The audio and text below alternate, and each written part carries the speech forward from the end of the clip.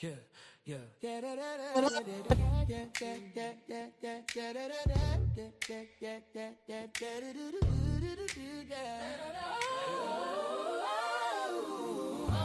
God don't play about me, yeah, he don't play, yeah. Better ask somebody, better ask somebody, better ask somebody, better ask somebody.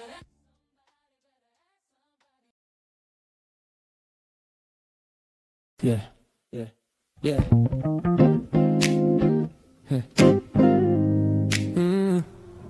Yeah.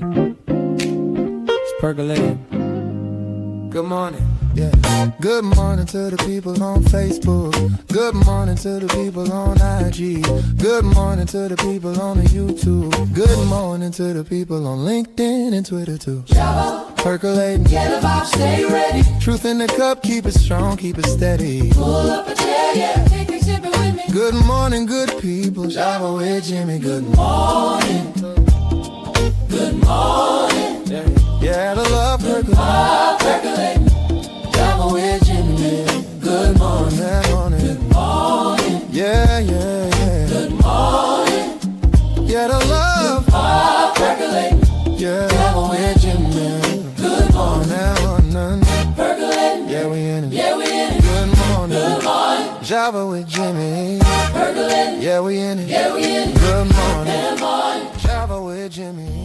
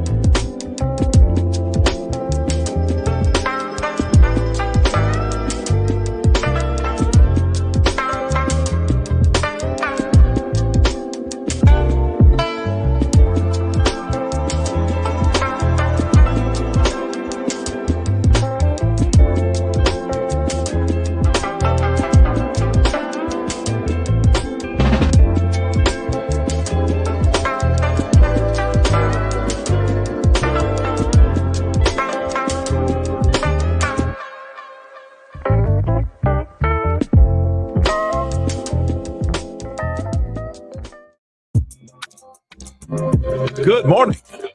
Welcome to the Java Cafe, Java fam. Good morning, everybody. Good afternoon. Good afternoon, everybody. Good afternoon. Today is Friday, February 6, 2026, and you're in the Java Cafe for a Friday, second cup of Java today on a Friday. And also, this is a midday Java. We are going to speak with Mayor Michelle Wu in the next few moments. I did just get word that she is not stationary. And I kind of said, if she stalls and stuff, then we're going to have to get another date within a week or so. But hopefully she'll have good signal because there's a lot to talk about. There's a lot to talk about today. And so what I did, I put out a post on Facebook. For those of you that are watching on other platforms, please forgive me for not thinking to ask the same question there.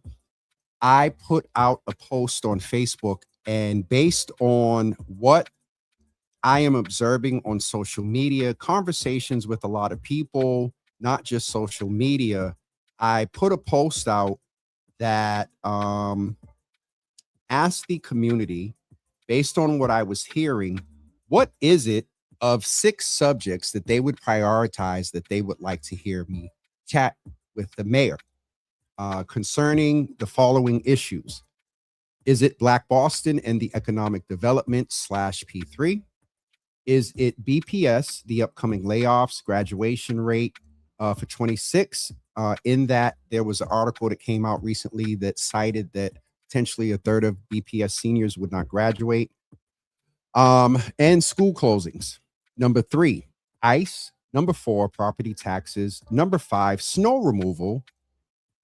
And number 6, White Stadium.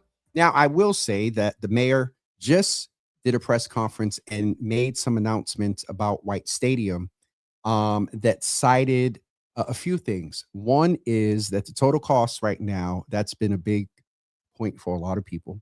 The total cost right now is around, if I have it right, 190 plus 135, I believe is 127,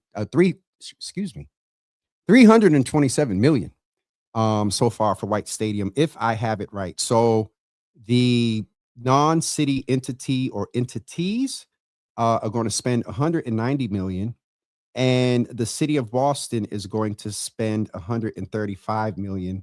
I'm sorry. So that is 325, if I got it right. So that's 325 million for White Stadium. And there is, and full disclaimer, I was a part of the Black Men and Boys Commission at a former part of my life. And I was active commission, though I was health and human services and fatherhood. As a whole, the commission was very active about the supply of diversity. And we wanted metrics that, didn't just say, 51% MBEs, like percentage numbers of from Roxbury, Black, women owned, marginalized community owned, ADA owned. And so when I say ADA, that's a reference to the Americans with Disabilities Act. And it's become, I will say that brother from the Boston Independent Living Center said that people with disabilities, and so learning disabilities, physical disabilities, how will all the marginalized communities benefit in an economic way?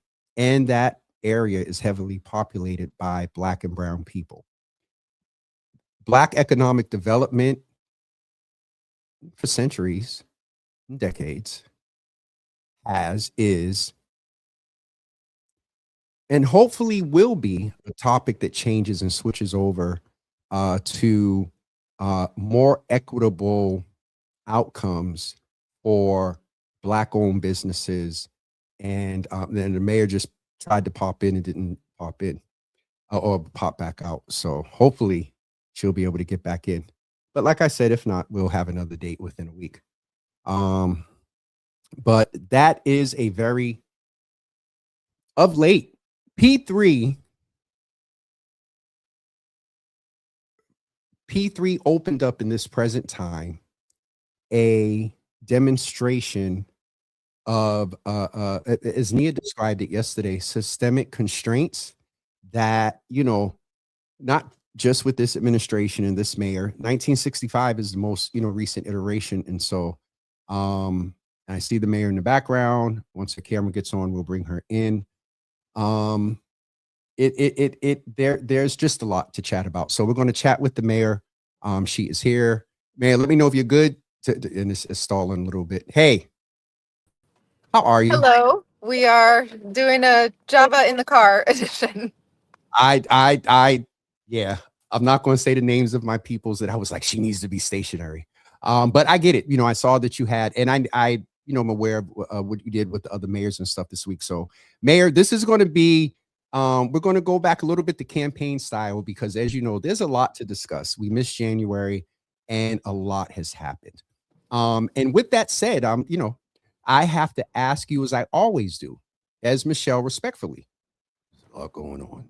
How are you doing? I'm okay. You see, I'm running in between because we just had a big report out on White Stadium and some of the contracts that we finalized. And now I'm headed to Frontage Road with our Public Works Department to do a report out on snow. The snowflakes are already coming down, so we're not out of it yet, and have more to go on that front. And then yesterday we had an event with I think it was 7 of our fellow cities around Boston to stand up and say, enough is enough when it comes to seeing the kinds of harm that are happening in communities from federal agents. So we are standing together. But that's just the range of how the world and therefore the job has been. And in the midst of all of that, Mira is walking now. She can count to 3. She says 2, 2, 3 as far as her counting. But there's a new milestone every day that just keeps it very real for me. Absolutely.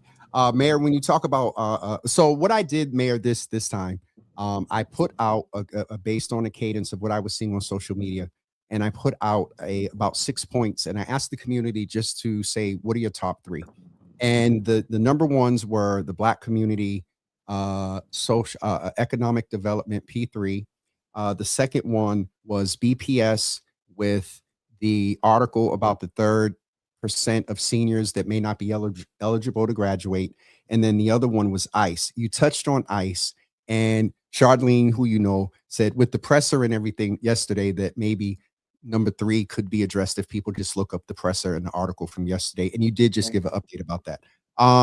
So I want to save P3 for last. And I want to begin with what you brought up about White Stadium. And so if I understood what came out is that there is $190 million commitment made by other entities, and then to build White Stadium. And then there's also 135 million that the city will be responsible for, and that's a total of 325 million to date. I know the cost has been a big sticking point, and if I'm right, did it start at 90? Oh, come on. Okay, go ahead.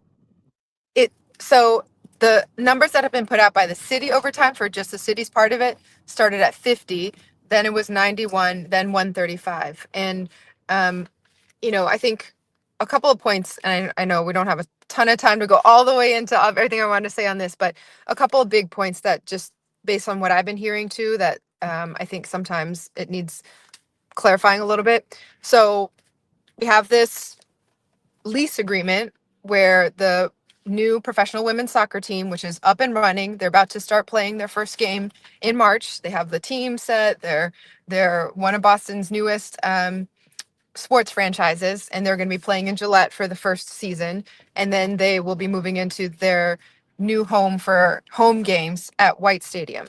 But how it works is that they are paying for part of construction, and then they're paying for maintaining and operating the entire stadium afterwards, even though the usage that they'll get is limited to up to 20 home games a year, depending if they make the playoffs and all that.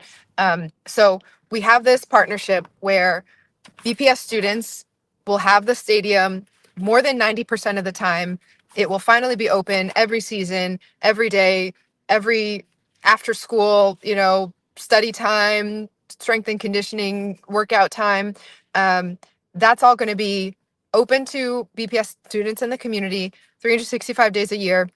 The city's investing $135 million into the construction of it. That number is our final budget number because we start with a placeholder. That's just, okay, we want to do something in the capital budget as the 5-year look ahead. Let's get into community process and see what people actually want to see from it. That 50 million was, okay, if we just were to build a box that had space for workout rooms and study rooms and coaches rooms, that's what it roughly could be. And then we heard very clearly in the community process, 100 plus meetings. I was at almost 24 of them myself, that people did not want just a boxy, ugly thing. It needed to respect the design and the beauty in Franklin Park, not block the Emma Lewis Playhouse overlook and all of the other pathways and this and that. So it became a more expensive version of 2 separate buildings that are slimmer, lower to the ground, have spaces tucked in. Then we did more process and listening, heard from the coaches, students, etc. Wanted storage spaces for equipment so they don't have to carry things back and forth. Wanted real functional grass field for many more days of the year, which involves installing a sub-air system that will allow us to play on that grass field compared to turf, which is plastic and degrades, and you can use it more, but you can actually get grass to be closer to that if you have the right stuff underneath. So the project got expensive, more expensive in part because of inflation, labor costs going up, especially with our immigrant communities being threatened, tariffs, the price of steel, everywhere we see those costs going up. But the real driver of why costs went up is because we heard from people that they wanted better and more. And this is a once in multiple generations investment. And we decided to do it. I've been saying our Boston kids deserve nothing less than the best. And I will not back down from fighting for them to have the best in every possible way. On top of that $325 million 10 stadium. seconds, Mayor. 10 seconds. Okay. On top of okay, I'll go through a couple of the last numbers so because it can get confusing. On top of that $325 million stadium total cost for a professional stadium, which the city is only paying 40% of, the team pays 60%. There is a benefits package. And so when you count the whole benefits package, people have said a lot. Well, in Everett with the Crafts and New England Revolution, we negotiated a $48 million benefits package over 15 years for they would fix the roads, they would, contribute to the community, they give a portion of their ticket costs, blah, blah, blah, adds up to 48 million over 15 years. The equivalent for White Stadium is $252 million over 15 years of the same kinds of investments. So that's the benefits. And these dollars are going to local companies. 44% of the contracts so far to MWBEs, adding up to $43 million so far to local MWBEs. And there are many, many tens of millions of dollars more of contracts for construction and then later operating the stadium that are going to go through the same supplier diversity task force. Mayor, is there a number? If you have it, just please give it with the number. Do you have a number of Roxburyans so far that of that 44%? I don't have. Let me see if I can. The Please team do. is watching. If they could please send it to me while I'm on here. We had two businesses speak earlier today. One was based at Eco Waste, based in Dorchester. And the other, I can't remember where the other one was exactly based, but we have companies, I believe, from parking services to waste management to events management. Those are the kinds of contracts that have already gone out. Okay. Mayor, one, I want to ask here, and just if you could acknowledge it, as much as you mentioned and I'm going somewhere with this, as much as you've mentioned that some things have been heard from the community, do you agree that there are parts, the mayor's on her phone, do you agree that there are parts of the community, particularly the Black community from that area that, and I said parts, you know what I'm saying, that were not heard? And I'm not talking about, the squeaky wheels. I'm talking about everyday, residents that feel that they weren't heard. Do you acknowledge that there's still some of that there? Yeah, we just had the event at the clubhouse at Franklin Park, with the golf course, and the room was a lot of the team members from the city, and of course the soccer team and others who've been involved, and then there were a lot of orange shirts in the room too from the Franklin Park Defenders group who represent a very wide swath of geographies beyond just necessarily folks who are from Boston and near the park. But I said right there in that space that I am grateful for everyone who shows up. And we are a city where disagreement is about how to make ourselves better, how to make the project better, how to keep pushing on what the every single detail needs to be to do this to the best that we possibly could. And so we haven't won over everyone. We're not going to win over everyone, certainly until at least, there are a good amount of people who say, okay, this might even sound pretty good, but I'm not going to believe it until I see it, right? Will these commitments actually happen? Will the stadium actually be open to everyone 365 days a year? Will there actually be maintenance? And, we feel good because there's a lease and legal language backing that, but that's only as good as actually walking the walk when the time comes. So we hope, that's why I reported back the 44%, 43 million, that commitment. The goal is 50% of contracts to MWBEs. And that goal was set at a time when the budget was much smaller. So we're far above the amount that we had already anticipated, but we're going to keep pushing ourselves. And I appreciate everyone who shows up. Got you. I had a couple of questions, a couple of deeper questions around there, but we can talk about those later so we can go to BPS. One of the major things, one of the longest things I've seen in at least the second term is that, and it came before when some happened, school closings, on top of the fact that article came out and stated that I believe a third of BPS high school seniors are at risk of not graduating. And then also there's talk again about, the appointed and elected school committee that I think plays into how decisions, are made and things like that. So can you clarify about where this is the other thing, the layoffs that have been mentioned. Can you get, and Mayor, I have to, now technically you didn't come on right at 12 and I got 30 minutes, so I don't know exactly. I gotta look, or somebody let me know from the team when your drop dead is. But if you could give us, I will say, Mayor, I will promise, if you promise to stay within 4 minutes, I will say 4 minutes. If you give us 4 minutes on all three of those, the layoffs, the closings, the graduation rate, and a little bit of the school committee. And I asked that based on what you mentioned in White Stadium about hearing the people, and you got it. So yes, 4 minutes on Okay. BPS. I mean, any one of those questions is 20 minutes. Okay. Here's my best shot at this. Okay. Budget pressures are intense everywhere. This is mostly driven by healthcare costs have skyrocketed. And so both on the city side and on the school side, and I've been in a lot of spaces with fellow Massachusetts mayors and others. Every single community is feeling the pressure when there's been double-digit increases in healthcare costs for teachers, first responders, public works employees. And then we are limited at Prop 2.5 puts a 2.5% cap on how much the basically revenues to support that will go up. So we're always trying to find a way to maintain, but we got to stay within budget. It is state law that we have a balanced budget. And so there are some really, really difficult decisions being made. We are asking for belt tightening at the city side too. And then BPS's budget overall is still increasing, or the proposal that is going to go to the school committee and the city council. The proposal is still to increase their budget by 4.5% above last year's budget. But because healthcare costs have gone up in double digits, in order even to stay within a 4.5% increase, they have to cut back. And so the cuts are coming a lot from central administration rather than schools, classrooms, et cetera. But this is something that we got to figure out across the Commonwealth with how our tax structure and revenues, and we've talked a lot about that. We do not have the flexibility here in Massachusetts for cities to make their own decisions about how to fund services. We are capped by the state, and then we have to make it work there, even if that ends up meaning cuts. Second, on what was the Layoffs, closings. I mean, Yep. some of the financial impact, and I will name.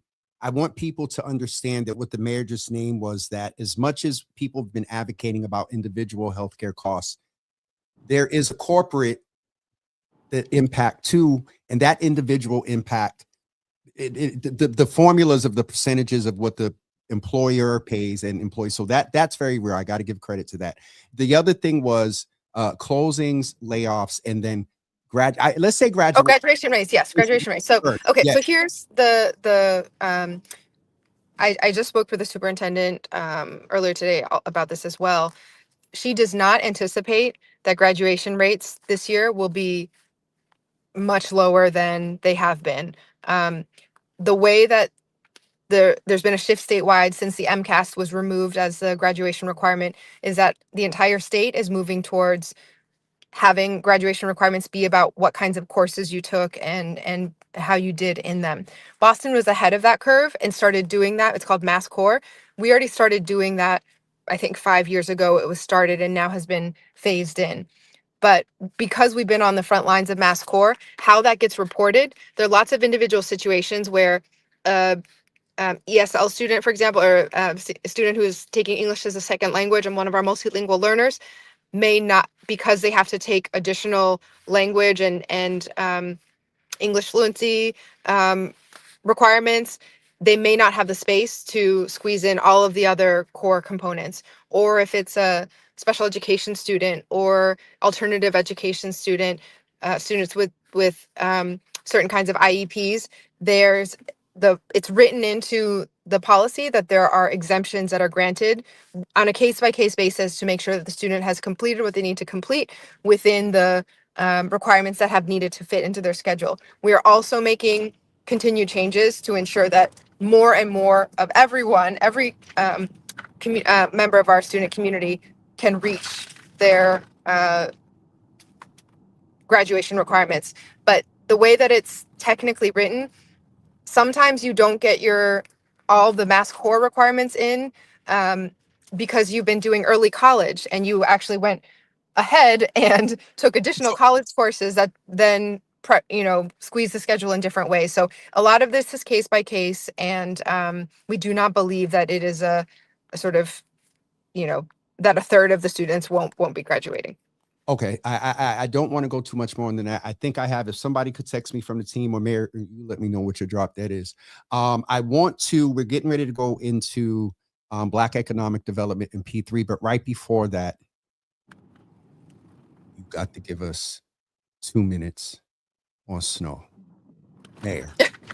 Now, I know that this is one of your quirks. This is Mayor, give us, before you give us data and all that other stuff, give us an honest grade, Mayor, with respect to nicknamed our individual employees and whatnot.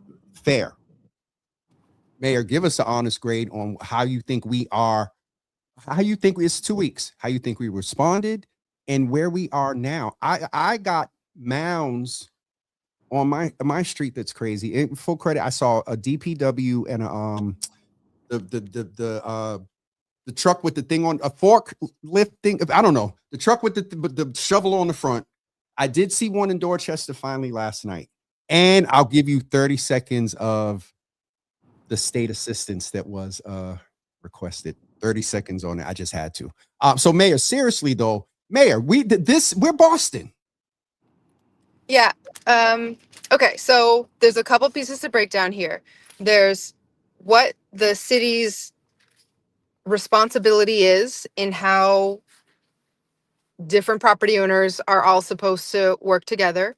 There is what the experience is overall for pedestrians, seniors, students getting to school who don't care about whose responsibility it is to clear that particular sidewalk when it's blocked. And then there's would you agree there's another component there in variance geographically within Boston? There's a difference. There is a difference in what we call RDM and in some other spaces. So let me give a 1 minute spiel and then get into the details. We have not had a snowstorm this big in many years. So this was 2 feet of snow dumped in 24 hours. But the critical thing was, unlike how we've been experiencing snow recently, temperatures did not come back up after the snow was dropped. So in a lot of other situations, we've had the sort of snow fall and then it went away on its own.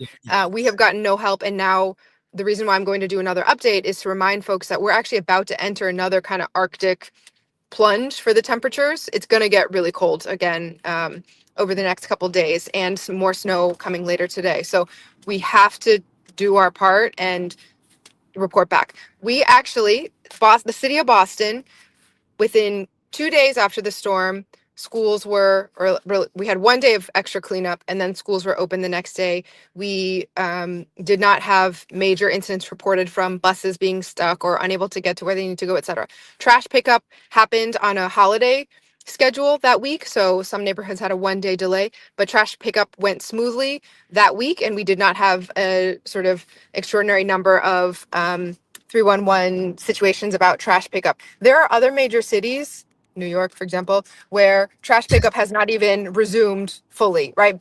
This was so much snow happening everywhere. And that's how we have been focusing. The number one priority immediately after snow is to get the roads passable again safely.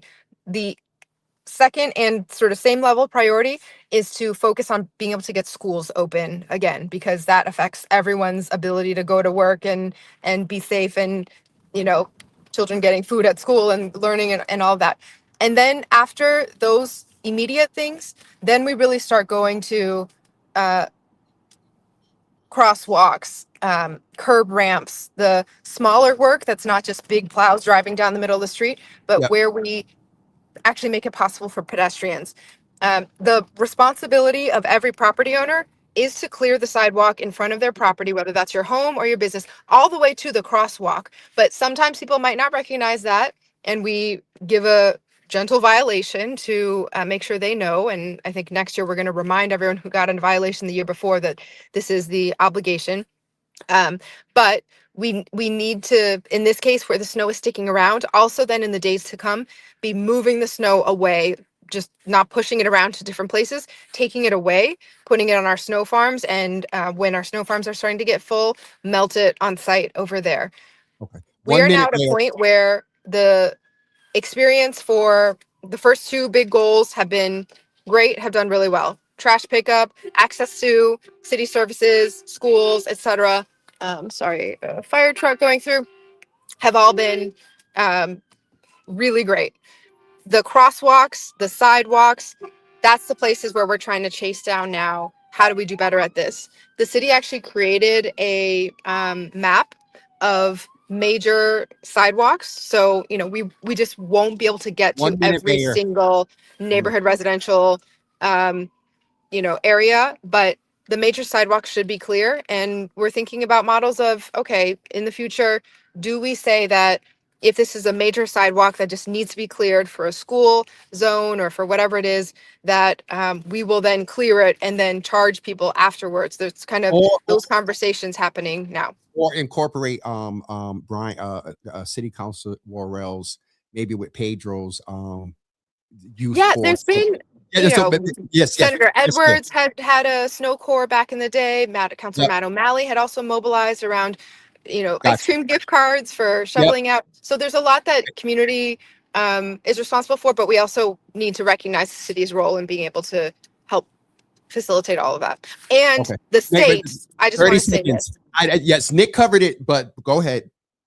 The state's been, we have to work hand in hand with them. Oh, yeah. And there are many roads that are state roads that they are responsible for. There are many MBTA stations and stops that they are responsible for. And we ticket everyone when they don't do their shoveling, including ourselves, just to have the record of it so that we know better for next time.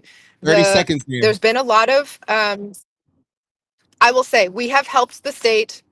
They help us too, but we have been really stepping up when they have asked for help clearing some of the snow in their area. So the idea that they're coming in to save us is just a political narrative that is. Okay. I wanted to give you 30 seconds on. And that.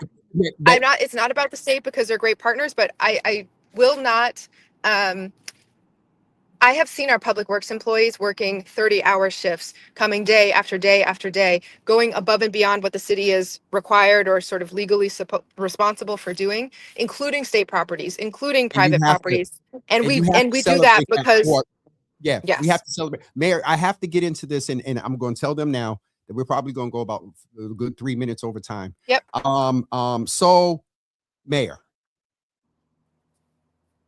what is your response to Black Boston coming and I didn't get a grade from you on the thing, but I'll ask you to grade with this, like, or not even grade, but Mayor, can you understand when you talked about White Stadium and listening to the community, and you know, we talked about some of the parts of the voices that were not heard.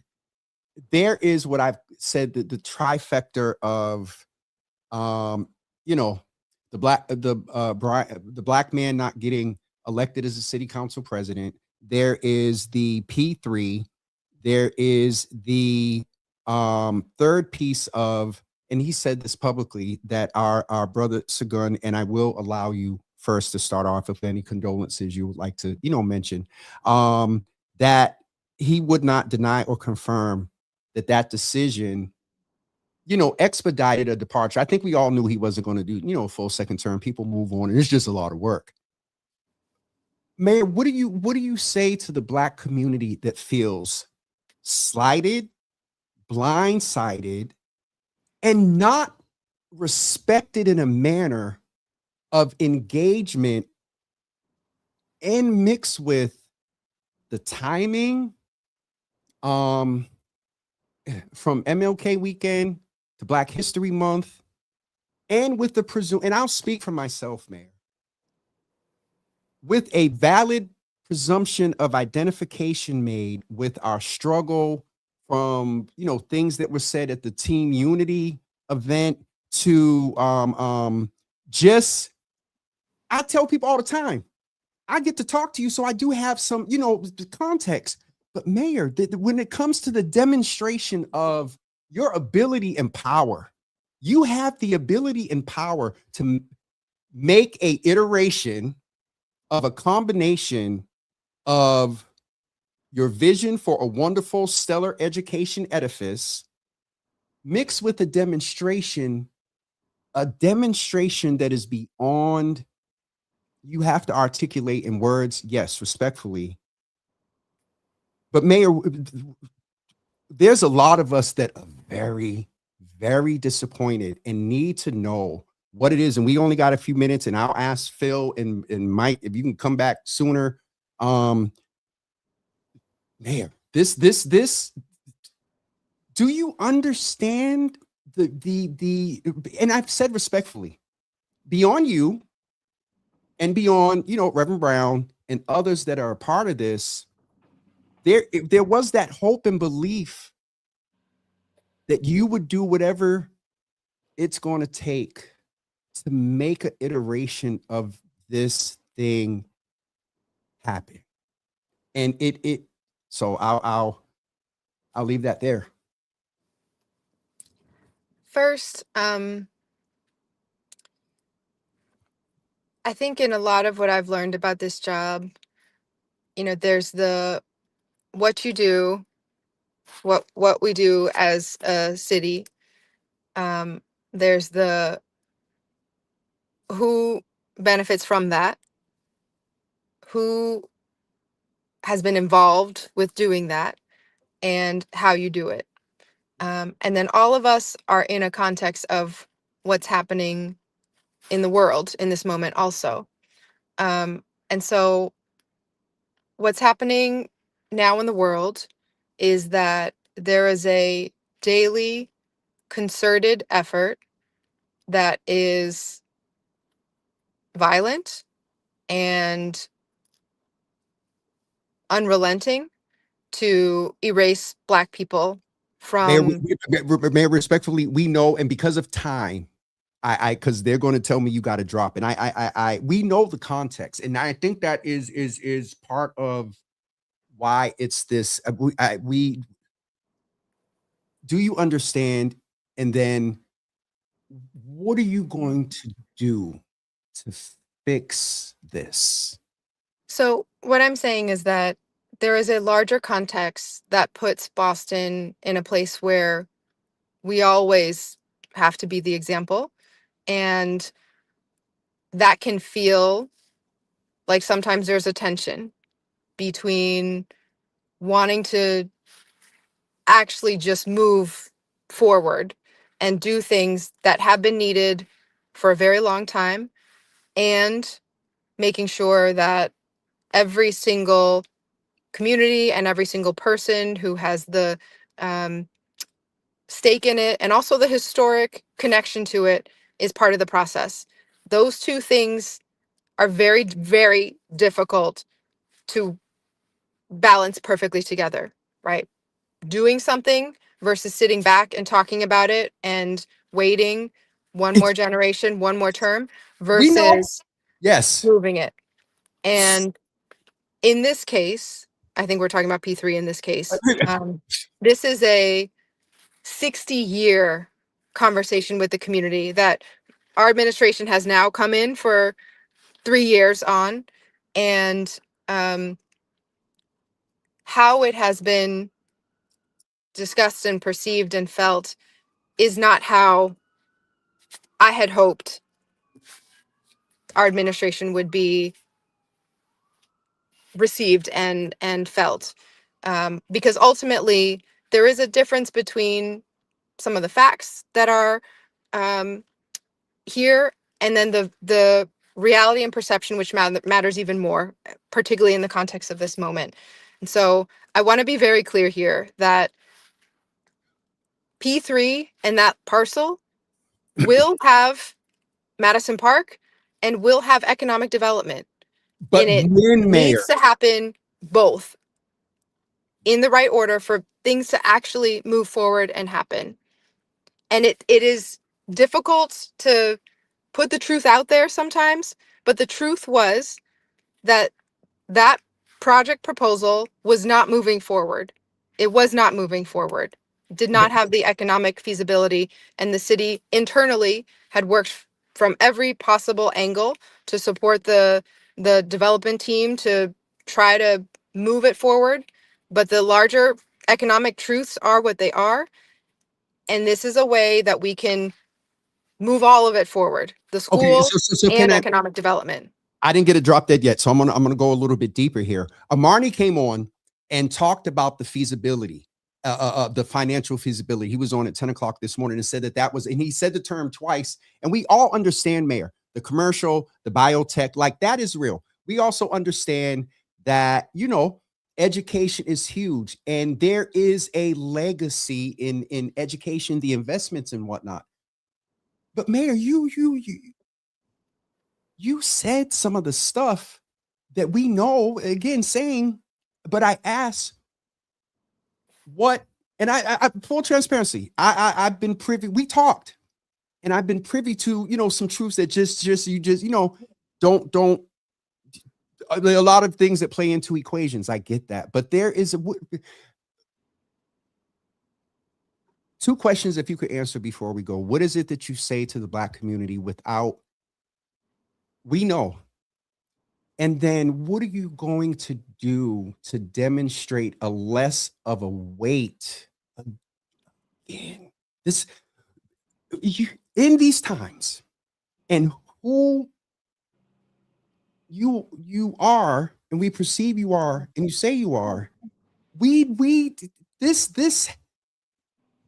This has, for our legacy first and foremost, but for your legacy too. And I got Mayor, I got you have another appointment. I want, that's fair. What do you say to the Black community about how and what it happened? And also, what are you going to do in a manner that the wait is as least, is we can't wait another generation. And when you said that the Mayor, though you don't move in development like past, let's be fair, that we get it. That's we get it. But there's a power of that seat that can do some stuff. I'll end with that. What do you say, and then what will you do? We are making a $325 million investment in the heart of the Black community in Franklin Park and White Stadium just to build a brand new facility that will be for our BPS students and have hundreds of millions of dollars on top of that. We have now gotten the state to agree to partner with us on Madison Park, which will be another $700 to plus $1 million investment in Roxbury for a world-class vocational technical high school that is finally going to be moving forward. Both of these projects have been discussed for decades and unable to move forward, even despite everyone's best intentions and different angles they were coming at it, because the financing couldn't get together. We have found a way to make White Stadium work where we'll be at paying less than half of it, and then the partner is maintaining it forever forward, and we use the stadium 90+% of the time.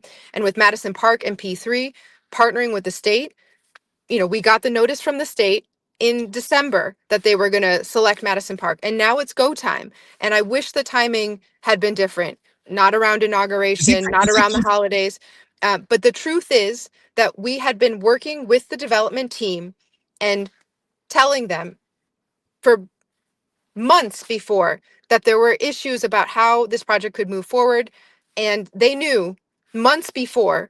And we usually rely on the development teams to share with the larger community when a project may or may not be feasible. That did not happen in this case. And I've gone back and we're going to do our systems differently. We cannot be talking about one individual parcel or one conversation. This is about having a plan for investment in Roxbury as a whole. I'm working with the Roxbury Strategic Master Plan Oversight Committee to broaden that, so everyone will have regular updates on what the status is of non-factory, P3, Nubian Ascends. All of these pieces are fitting together. I'm proud that our administration has put more dollars than ever before into Roxbury, Dorchester, and Mattapan in investments around home ownership and development, creating jobs. How we do it also matters. And I hear that very much. And who we do this alongside matters. And I hear that very much. But we are going to finally move all of these things forward rather than sitting back, talking about it and sort of sticking our head in the sand that things that aren't going to happen, have a chance to happen. This is about getting us into a real conversation about how to move things so economic development, wealth building, all of that can happen alongside Madison Park. It is not an either or, and it should not be painted that way. This is about exponentially increasing the investment that is coming into the community to get these things done that we've been talking about as a collective for a very, very long time. Mayor, I know you have to go, and hopefully we can, get you back sooner than later. But it is still knowing some, and I know there's a lot going on. That's fair, and I didn't just hear. I heard what kind of has been done, but not that. What is it that you would say to the Black community that with all of that?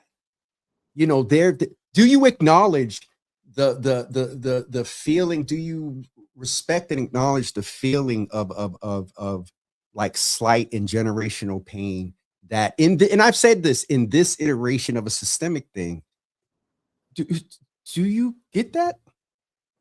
And we've talked about this, and I've had conversations directly with everyone who has been involved in various parts of the project as well. This is a 60-year dream of the community that has continued to be pushed back and delayed, one thing after another. And so I absolutely get that there are decades of broken promises here, decades of pain that has come from disinvestment and dollars going elsewhere. And it is time to move things forward across the entire neighborhood, right? All of those different parcels that I just mentioned. The Roxbury Strategic Master Plan Oversight Committee has been at this for 20 years. Some of the members. Will they get a vote in this? Amani, I had him on this morning. He talked about that. Will they get a vote in this? I met with them, and we convened and discussed about it. And there will never be any situation where there will be a choice made of a future economic development team or plan or proposal without the vote of this committee. But to acknowledge that something that had been proposed was not going to be able to happen. We hadn't been in that situation for the city in quite the same way. We're in a different economic environment right now where a lot of things aren't happening. And rather than where we were before, where it was easy with zero interest rates and cranes, and then the question was, what would you like? Do you want this proposal or that proposal? Obviously, the community chooses and makes that vote. But in this case, where we're now in a different era, we're stopping this because it wasn't happening and didn't have a way of happening.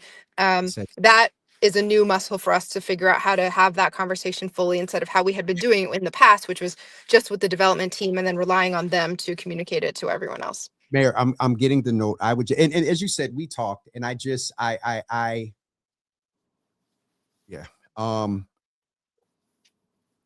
that conversation, whatever, I would just, I hopefully we can get you back and have more and get some updates and make this happen in expeditiously where they're on the same track. And so Mayor, thank you. Okay. I have more to say on that, but I know that both are going to happen, and this is the way to make both happen. It is not possible legally to work on the same parcel of land when everybody has different rights to it, but there will be economic development. There will be do you have a dollar amount that you're looking at right now? From what? From either investment in Nubian Square or in Black they're going to get me. Mayor, can we figure out how to come It's back? already been $500 million invested in Nubian Square over the course of our administration between the workforce development, infrastructure, all of that. Madison Park is going to be $700+ million invested. But we have worked with Franklin Cummings Tech and other and a lot that's already happened. And there's much more to go. So we are trying to put those dollars where they should be and to That's do it in about a a way that billion. will be real. Has anyone articulated to you that's about 327 at 325 at White Stadium and that's about $1 billion, a total $1 billion, two projects $1 billion. Yes. This is to begin to start to make up for decades of disinvestment, and we are not there yet. There will be much more to come too. Okay, I'm going to get Mayor. We'll talk soon because if you know I can go. Mayor, thank you. Thank you. Yes, ma'am.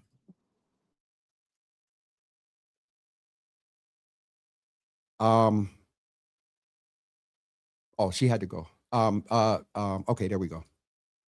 All right. I I need a commercial. Just for about 2 seconds.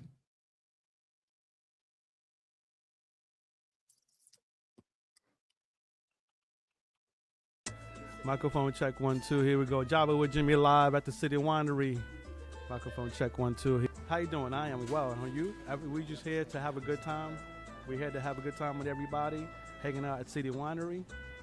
I'm gonna perform, and they're taking pictures of us. So I'm gonna do like this real quick.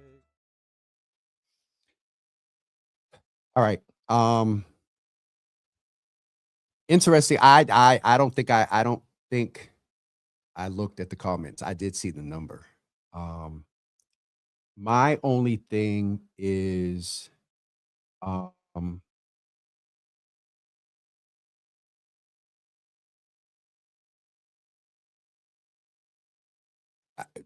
we need to see the demonstration of that, what that economic development looks like, and the timeline, you know, as much. So, you know.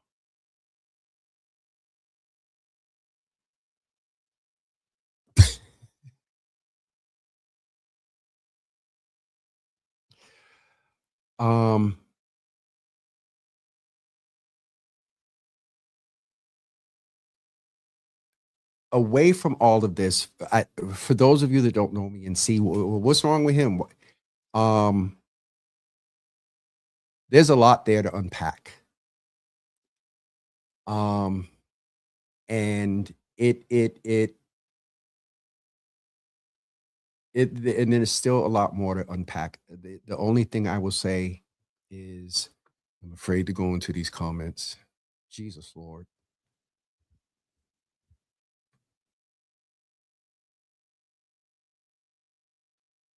I don't agree. This one I struggle with. Some of the investments made in Nubian Square, you can't say that is down the drain.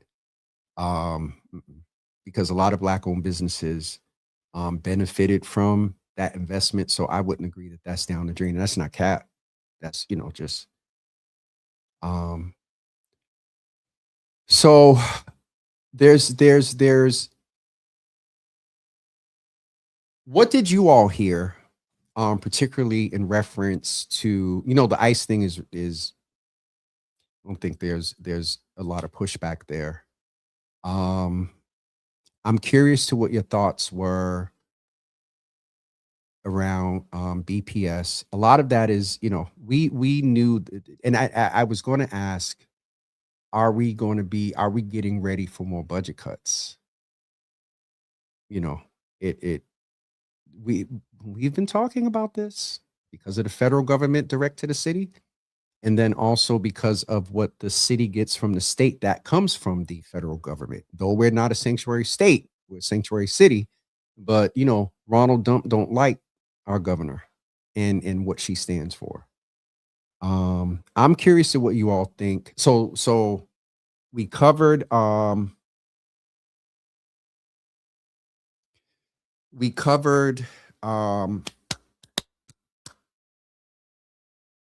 in reverse order. We covered crap. We covered ice. We covered BPS.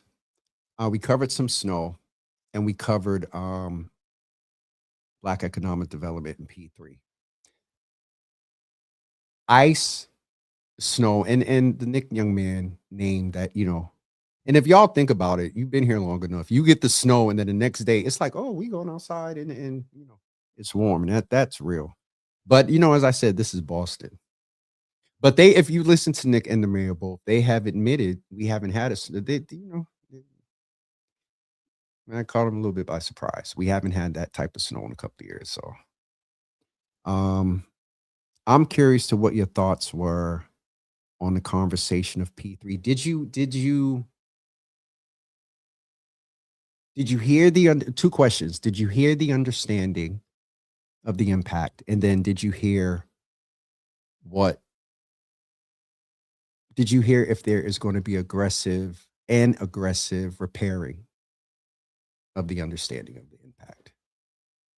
It's 12:56. Y'all got 2 minutes because I have a third show today at 3:00. Brother Roy, International Studmeyer, will be with us at 3 p.m. to talk about his song. His song is a bop. We all we got, we all we need. So,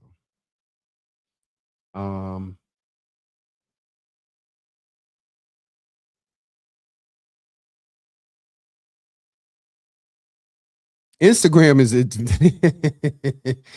Instagram is active, but it's not as I can you know, I got to squint, but I'm scared to go to Facebook comments. When I looked up at one point, it was 64 of them. I'm curious to the demonstration and I'm curious to the understanding and then the demonstration of the repair.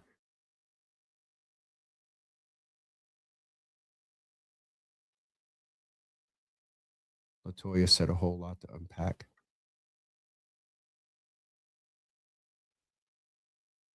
Shut up, Melinda. Whatever. Yeah.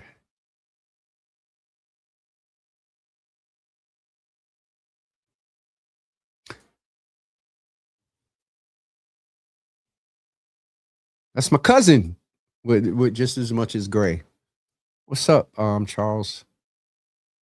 Oh, Chuck, man, you always been Charles to me.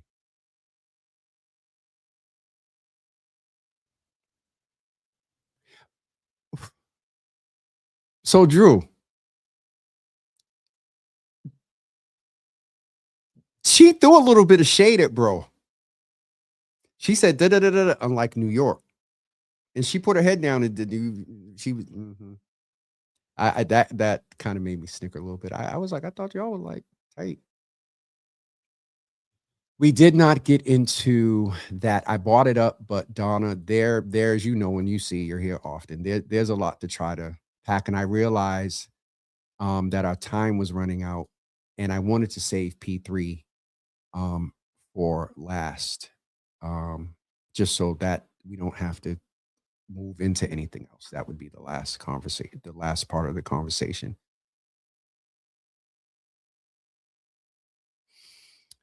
All right, folks, we're going to get ready to get out of here.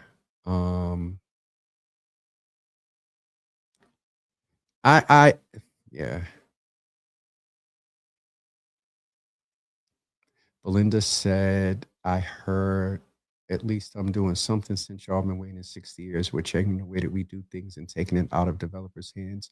Be happy I'm doing something which is more than what you got in this. Belinda. Uh-oh. I haven't looked at it yet. Hey, what are you doing on here? Y'all keep Miss Teresa in prayer. She had a procedure today.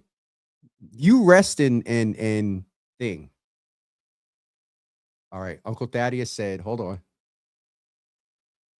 I understood the said and unsaid. She kept it real, or as real as it can get in politics. And that, you know,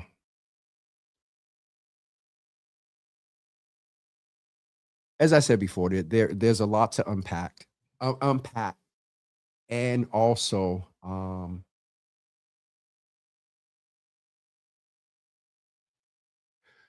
So that Brother Cliff Notes project, that was one I had in my notes. I had notes here, notes there, and that was on my notes. Scaling up around White Stadium. I had to cut White Stadium questions short, but the scaling up to be able to get those businesses that can get those contracts, like, how do we support them scaling up? So there's a lot to do. If you did, yeah, there's a lot to do. So we'll be back at 3 p.m. this evening.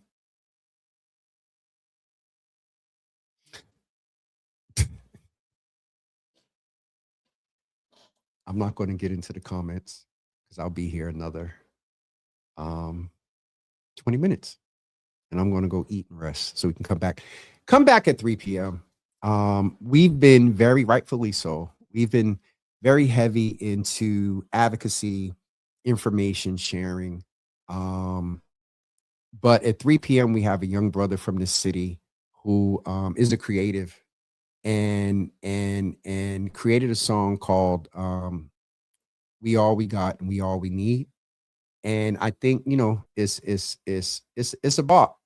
So I'm old. A bop means like it's a vibe. It's valid. What are we saying nowadays? It's valid. Oh